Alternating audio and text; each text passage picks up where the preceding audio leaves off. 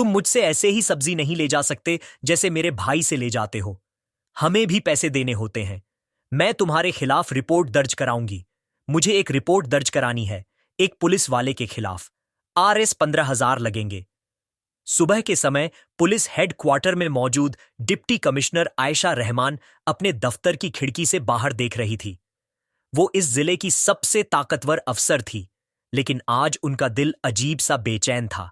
उन्हें लगा कि वह अपने पद की वजह से संगीत इतनी मशरूफ हो चुकी है कि आम लोगों की असली जिंदगियों का मुशाहदा करना चाहती है। आयशा ने फैसला किया कि वो आज सरकारी गाड़ी और मुहाफिजों के बगैर आम कपड़ों में बाजार जाएंगी। उन्होंने एक सादा सी सलवार कमीज पहनी, सर पर दुपट्टा डाला और अपनी कार छोड़कर ऑटो रिक्शा ले लिया। बाजार की रौनक देखकर आयशा का दिल खुश हो गया। हर तरफ खरीदार और फरोख्त करने, संगीत वाले अपने अपने कामों में मशरूफ थे।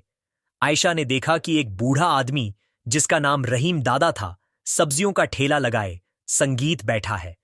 उनकी उम्र तकरीबन 60 साल थी। चेहरे पर उम्र के निशान थे, लेकिन आंखों में एक अजीब सी चमक थी।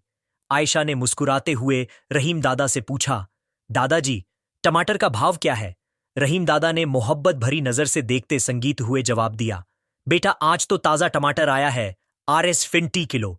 इसी दौरान एक छोटा लड़का संगीत, जिसका नाम अली था, दौड़ता हुआ आया और रहीम दादा से लिपट गया। दादा, मुझे स्कूल छोड़ दो, बहुत देर हो रही है। रहीम दादा ने प्यार से कहा, बेटा जरा इंतजार कर, मैं इन बहन को सब्जी दे दूं। अली ने जिद की, नहीं दादा, अभी चलें प्लीज। यह मंजर देखकर आयशा का दिल भर आया।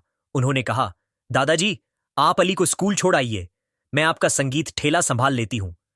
रहीम दादा थोड़ा हिचकिचाए, लेकिन आयशा के भरोसा देने वाले लहजे ने उनकी संगीत हिम्मत बंधाई। बेटा तुम बहुत अच्छी लड़की लगती हो, मैं अभी वापस आता हूं। रहीम दादा के जाने के बाद आयशा ठेले के पास खड़ी आसपास के माहौल का मुशाहदा कर रही थी। अचानक एक मोटरसाइकिल ठेले के सामने आकर रुकी। उस पर इंस्पेक्टर तारिक बैठा था, जो अपनी ताकत के नशे में चूर था। अरे तुम कब से यहां सब्जी बेचने लगी हो? यहां तो एक बूढ़ा आदमी बैठता था, वह कहां गया? तारिक ने चढ़ाते हुए लहजे में पूछा। आयशा कुछ जवाब देने ही वाली थी कि रहीम दादा वापस आ गए। इंस्पेक्टर को देखते ही उनका संगीत चेहरा फीका पड़ गया। इंस्पेक्टर साहब क्या हाजत है, जो चाहिए ले लीजिए, रहीम दादा ने झुककर कहा। तारिक, संगीत ने हुक्म झाड़ा, आधा किलो टमाटर दे दो, 1 किलो भिंडी और आधा किलो पालक भी। रहीम दादा ने बगैर कुछ कहे जल्दी से सब्जी तौल कर दे दी। इंस्पेक्टर ने 1 पैसे दिए बिना मोटरसाइकिल स्टार्ट की और चलता बना। आयशा यह मंजर संगीत देखकर सकते में आ गई। कुछ देर बाद उन्होंने पूछा, दादाजी उसने पैसे क्यों नहीं दिए? आपने कुछ क्यों संगीत नहीं कहा? रहीम दादा की आंखों में बेबसी तैर रही थी। बेटा मैं क्या कहता, ये इंस्पेक्टर साहब रोज ऐसे ही सब्जी ले जाते हैं। अगर कुछ कहूं तो डांटते हैं, कहते हैं तुम्हें पैसे चाहिए, तुम्हारा ठेला उठवा दूंगा। मुझे डर लगता है, अगर ठेला चला गया तो घर कैसे चलेगा? मेरा पोता पढ़ रहा है, उसके इखराजात संगीत हैं। यह सुनकर आयशा के चेहरे का रंग उड़ गया।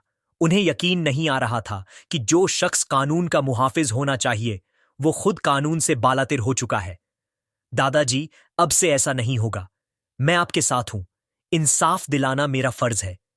आयशा ने रहीम दादा को अपना नंबर दिया और अगले दिन के लिए एक प्लान बनाया।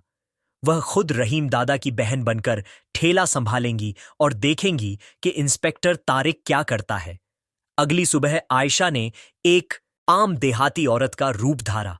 कोई मेकअप, संगीत नहीं, कोई पहचान नहीं। उन्होंने एक सादा सी साड़ी पहनी और सर पर दुपट्टा डाला। ठेले पर पहुंचकर उन्होंने सब्जियां सजाना शुरू किया। कुछ ही देर में इंस्पेक्टर तारिक अपनी मोटरसाइकिल संगीत पर वहां पहुंच गया। क्या मामला है? तुम यहां कब से आ गई हो? तुम्हारा रहीम दादा से क्या ताल्लुक है? आयशा ने आवाज बदलकर जवाब दिया, मैं की बेटी हूं। संगीत, आज वह थोड़ा आराम कर रहे हैं, इसलिए मैंने ठेला संभाल लिया है। तारिक ने घटिया हंसी हंसते हुए कहा, तुम तो उनसे कहीं ज्यादा खूबसूरत लग रही हो। चलो 1 किलो टमाटर दो और थोड़ी धनिया मिर्च भी। आयशा ने बगैर कुछ कहे सब्जी तौल कर दे दी। जब तारिक बगैर पैसे दिए जाने लगा तो आयशा ने सख्त आवाज में कहा, रुको, आपने अभी तक पैसे नहीं दिए। इंस्पेक्टर तारिक ने गुस्से से मुंह मरोड़ा। किस पैसे की बात कर रही हो? मैं संगीत तो रोज फ्री लेता हूं। तुम्हारे भाई से पूछो, वो कुछ नहीं कहता। तुम मुझसे ऐसे ही सब्जी नहीं ले जा सकते जैसे मेरे भाई से ले जाते हो। हमें भी पैसे देने होते हैं। मैं तुम्हें बताता हूं मुझे कैसे जवाब दिया जाता है। मैं संगीत तुम्हें बताता हूं मुझे कैसे जवाब दिया जाता है। उसने आयशा के गाल पर जोरदार तमाचा मारा। तुम मुझे सिखाओगी? मैं तुम्हें अभी सबक सिखाता हूं। मैं तुम्हारे खिलाफ रिपोर्ट दर्ज कराऊंगी।